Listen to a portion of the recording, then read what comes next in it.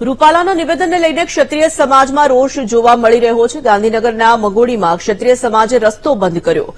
ક્ષત્રિય સમાજે રસ્તો રોકવાનો પણ પ્રયાસ કર્યો। રોષ વ્યક્ત કરવા માટે રસ્તો બ્લોક કરવામાં આવ્યો હતો। સંવાદદાતા મેહુલ દેસાઈ જોડાયા છે। મેહુલ, ઠેર ઠેર ક્ષત્રિય સમાજ દ્વારા વિરોધ પ્રદર્શિત કરાઈ રહ્યો છે।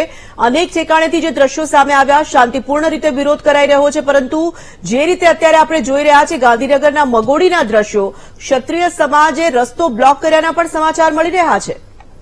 બિલકુલ થોડું વાત કરવામાં આવે તો ગાંધીનગરના ચિલોડાથી દહેગામ તરફ જતા મગોડી જે ગામ આવે છે ત્યાં રસ્તા ઉપર જે છે ક્ષત્રિય આગેવાનોએ રસ્તો બ્લોક કરવાનો પ્રયાસ કર્યો। મુખ્યત્વે ઘણા વાહનો જે છે ત્યાં થોભાવવામાં પણ આવ્યા। મુખ્યત્વે જે વિવાદ ચાલી રહ્યો છે અત્યારે પરસોત્તમ રૂપાલાના નિવેદનના સંદર્ભમાં, તે વિવાદની અંદર સીધો જે વિરોધ જે છે તે નોંધાવવામાં આવી રહ્યો છે અને ગાંધીનગરની આસપાસ અનેક જે ગામો એવા છે કે જ્યાં ક્ષત્રિય સમાજ જે છે તે મોટી સંખ્યામાં છે અને મગોડીમાં આ પ્રયાસ જે છે તે સીધો કરવામાં આવ્યો, રોડ બ્લોક કરવામાં।